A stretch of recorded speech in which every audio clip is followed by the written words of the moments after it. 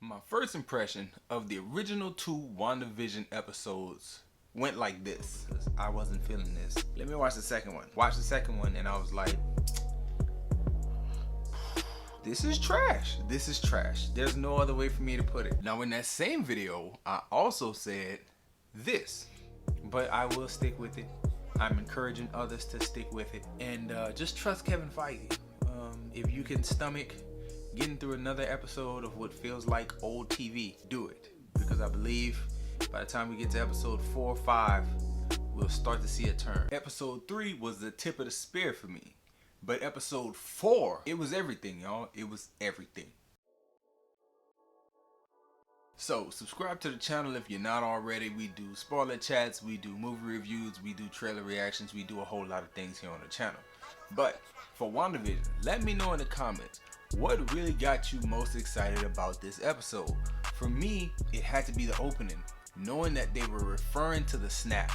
Knowing that they were like bringing everything back around to that. You know, so much of the MCU revolves around the Infinity Saga and the things that went on in that saga, and mainly the series of snaps. The first one that made people disappear, the next one that brought people back, and then the third one that got rid of Thanos and his crew. So for me, it's a huge deal knowing that most of the MCU properties moving forward are going to refer to that pivotal moment in cinematic history right there. They're going to keep coming back to it and use it as a jumping off point for everything they do moving forward, which is very, very, very cool. This episode was everything, and I say that because there was so much value brought to those original 2 whack episodes in this one episode. It was a great thing. It was a great thing to see so many things be tied up, to see all the storytelling and the groundwork that they laid in the first one get value brought to it, get substance brought to it in just really half an episode, not even the full episode. A lot was made into meaningful cinema just by this one episode 4. With this video, I want to just step back as an audience. Let's step back and take a look at all the things that Marvel has done to just connect things and also bring value and show you how much work that they've put in over the years, that they can do so much and have so much attention paid to their properties, and they didn't forget, and they know that us as the audience haven't forgotten either, and they just bring you along for the ride. It's such a great thing. Let's talk about the big things, starting with number 1. For me, number 1 has to be the connectivity. So the first 2 episodes brought a whole bunch of misdirection. I watched those 2 and I thought trash. This is horrible. I slept through most of them. I had to force myself to stay awake and rewatch. I did not enjoy them, but they instantly took those moments and said, you know what, we're going to pay those off by delivering a backstory where you get to see this from a whole nother angle. Great stuff. But not only that, the fact that they confirm Monica Rambeau and who she is, and they connect this little by itself series to the MCU as a whole by, you know, showing us how Monica Rambeau was a young girl in Captain Marvel. Bam, they bring her in here. The character is aged up, not the actress, but the character is aged up, and now she's playing a pivotal role in the MCU by connecting sword agents to Avenger activity. Now that movie is part of this universe as well as this TV show stuff. It's all connected and is very, very well done, and it just gives a whole bunch of validation to the series as a whole, knowing that this is connected to one of the good movies that we've seen in theaters over the years. Number 2, still on the topic of connectivity, they do a thing with Marvel is that I'm guessing that their contracts are really well structured. I'm guessing that their business relationship is really good, because they call up an actress by the name of Kat Dennings. Now if you pay attention to the MCU such as I over the past few years, you'll notice that Kat Dennings has been gone, absent from the MCU since 2013. We talking 8 full years. She has been nowhere to be seen. But then they just call her up out the blue. Didn't know she was gonna be in this series, and then bam, she shows up. She's an astrophysicist. She's doing her thing. She's picking up right where she left off with the same type of dialogue, the same type of humor, doing another level of the same job, which kind of shows you that the character didn't stop just because we didn't see her.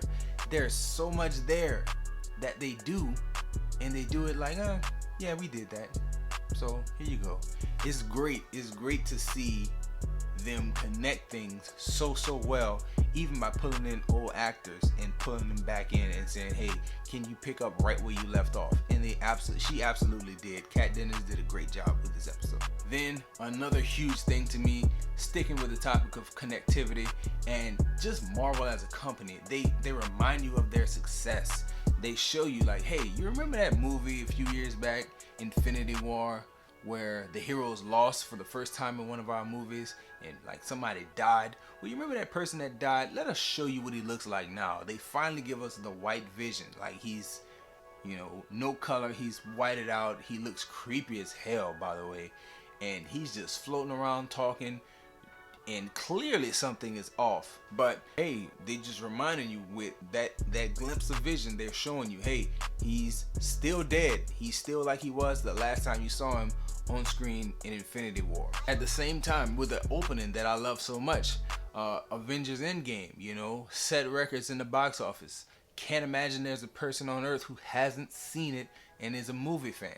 Well, hey, movie fan, hey, random person who saw that one thing one time. You remember where the Incredible Hulk snapped his fingers and supposedly brought everyone back? And then the internet exploded with theories about what if they were on a plane? What if they were on a bus? What if somebody is sitting in the same seat that they were sitting in? What if somebody was walking down the same hallway that they were walking in? They pay all those theories off. They give you everything that you thought you wanted to know, and they do it in less than a minute. It's great. It's great that they can take such a pivotal moment, such a wild range of things that were going on in the internet in real life, and they can like build a scene around it, and they can make that thing make sense and also remind you of their past success. Like, hey, I know that you are bought into our products, our movies, our TV shows. Let us give you a little insider knowledge, because if someone isn't well versed, they could be thinking to themselves, I don't know exactly what's going on. But to the hardcore, true believer MCU Marvel fans, they will watch those scenes in the opening and know, oh, this is that. And it just feels good as a fan to see a company validate your fandom almost. Just connect everything. It's great, and it's so seamless and so well done. I just gotta take my hat off to him. Now, let's do a few theories. So for me, I know that Doctor Strange and the Multiverse of Madness is the next movie that's gonna be like connected to this series. I remember specifically way back when Disney Plus was yet to launch, they had said that this show would be a direct jumping off point for the new Doctor Strange film. And here's my theory. I believe that Doctor Strange is going to show up at some point near the end of this series to kind of snap Wanda out of it and kind of break whatever trance she's in, or quell her motivation for what she thinks she wants. I think he's going to show up and do that. I also believe this is just going to be one of the stops along the way, because we all been hearing the Spider-Man 3 rumors where they're going to be Tobey Maguire and Andrew Garfield, and pretty much everybody who's ever been in a Spider-Man movie is going to be in the new Spider-Man with Tom Holland. And the idea is, I believe he's going to show up there as well, Doctor Strange will, and try to bring some order to all that with all the Spider-Men existing. It'll be real cool to see him pop up and do little things, but that's just my theory on how this Wandavision plays into the rest of the MCU, mainly with Doctor Strange and his new film coming out in the next 2 years, I believe. Another theory that I have just about the show in particular with Wandavision, I want to know how much backstory are we gonna get, because if you pay close attention to episode 4, you'll tell that the FBI knew that something was going on before the first episode of WandaVision played on those old-timey TV sets. So my thought then becomes, how long was Wanda and Vision, the dead body of Vision, in that town? How long did she take everyone captive before she started broadcasting the stuff she was broadcasting? That's one thought. Second thought, who convinced her to do this? Who put it in her head? Who planted the seeds that, hey, you can take Vision's body and go do whatever you want, and you can live a life for you and him still, because you have that power? Like, somebody had to put that in her head. So I want to know, is that the villain of this series? Is that the evil, sinister motivation? Because for me, I think we will have one of those. I just don't know where that's coming from. I've heard other theories. My executive producer has a theory that maybe it's the head of the Sword Agency, because he has some funny looks at times. I'm not all the way with him there. I'm thinking that there's still some type of outside influence that we as the audience haven't met yet. So let me know what you think. Let me know what your theories are as far as like who's the villain or how this tie into everything else.